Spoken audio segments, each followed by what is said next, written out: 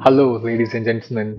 My name is Abhishek Sharma, and in this video, you're going to learn about AI, the word which has taken all over the internet. Microsoft has added new AI features to its Bing search engine, and journalists are getting a taste of its incredible of Walter White's voice.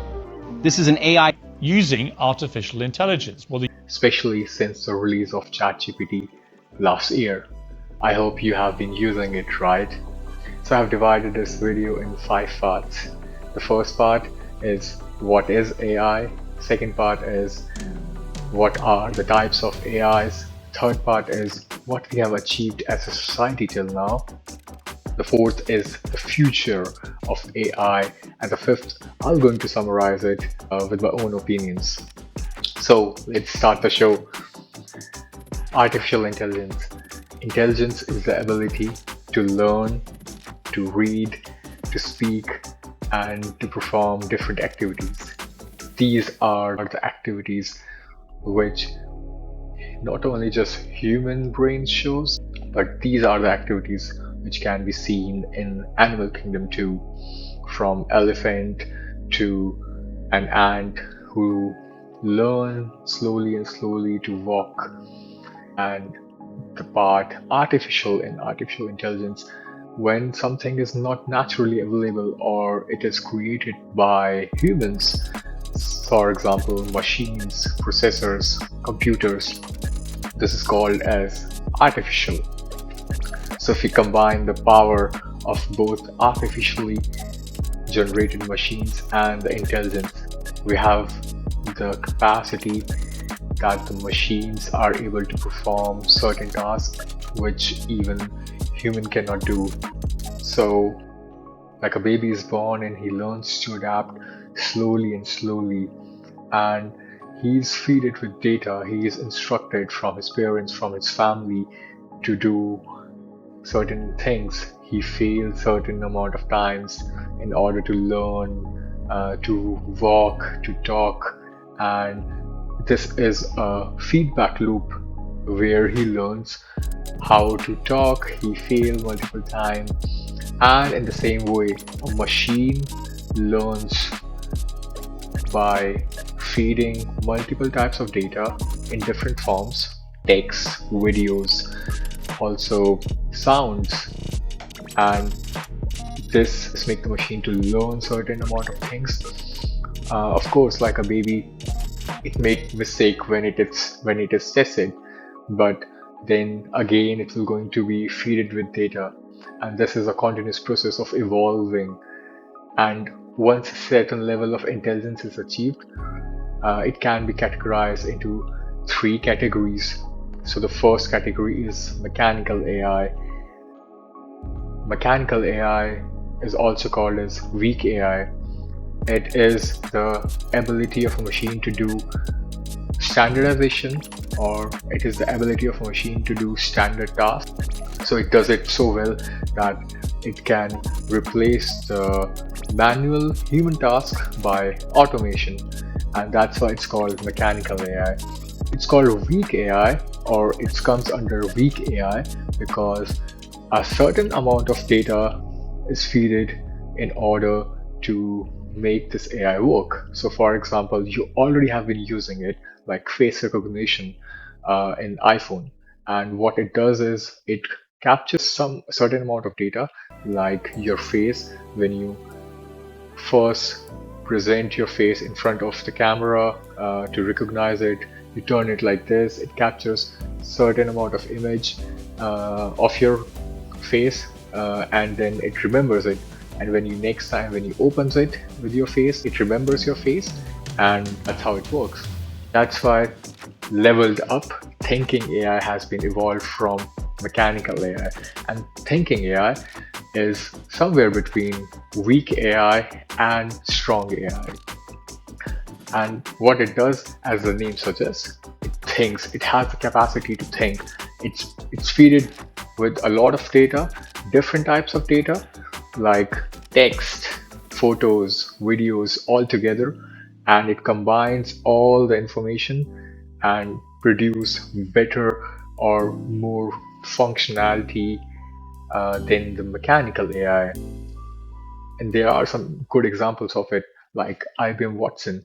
So if you ask IBM Watson a same question, but in a different way, it can still reply to you because it understands the intent of your question. What do you want to actually ask from the machine? In the same way, self-driving cars, they have been fed with a lot of data, with a lot of roads, but still you can drive it on roads which have not been on the maps or which have not been fed into the computer or the AI, but still it will learn because it has learned certain amounts elements of the traffic and the road itself, and that's why it can able to deliver. And then there is feeling AI, and at this point everything started to change because feeling is an emotion, which is a two-way interaction between a machine and a human, which means a machine is able to understand what a human is able to communicate, not only through words, but what is or what are the emotions behind his words. And there are some interesting projects which has been conducted by Google. It's not has been released officially in the world, but somehow it understands what the other person's emotions are, and they answer, or the AI answer in the similar manner. Remember when I told you that the machine is used to feed with a lot of data, pictures, text, and the way it has to be fed into the system, there are different ways for that. It can be machine learning, it can be natural language processing, it can also be deep learning, and these are the types of how you try to feed data inside a machine, and that's how it learns how to communicate. What we have achieved as a society till now is very interesting, and it allows us to evolve better and solve the world's problem more efficiently. And there are some interesting projects which I am able to gather. So the first project is Google Fenaki, and through this project you can actually develop videos from natural text. Not released yet. Experimental text to video, which instantly answered our prompt, Golden Retriever with Wings.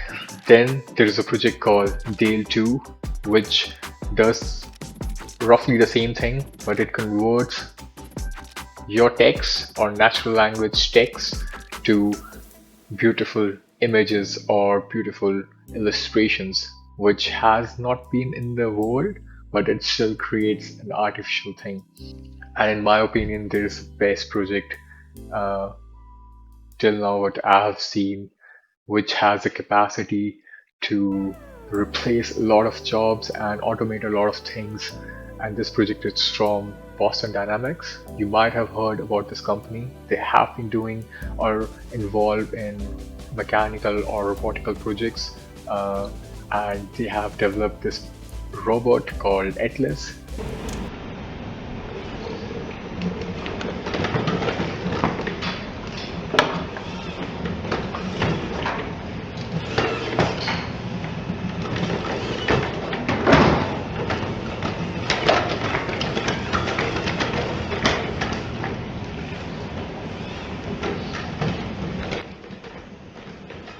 Now, what about the future of AI?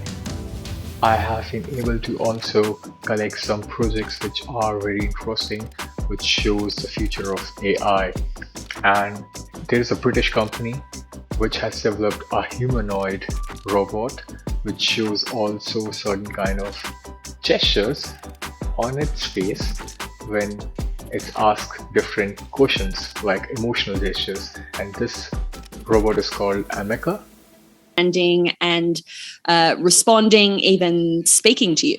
So there's some artificial intelligence, and most of the artificial intelligence at the minute that is on Amica is roving around the vision system.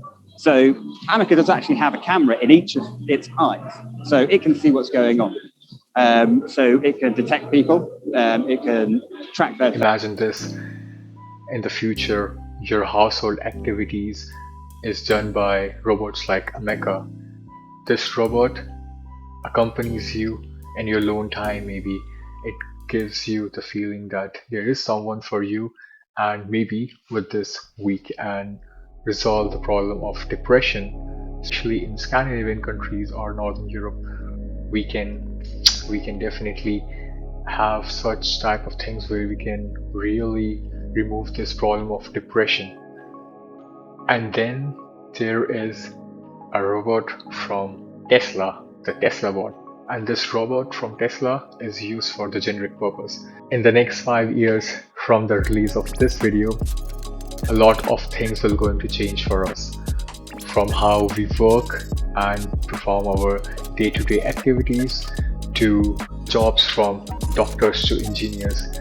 The engineers who have coded for this AI will be automated by the same AI, and maybe we are able to clone the information and the knowledge of a lot of doctors to a single robot, and maybe we can send it to places where there are less availability of such kind of talents, and we can use those kinds of AIs which has emotions, which has feeling, but also the information and knowledge to treat certain level of diseases.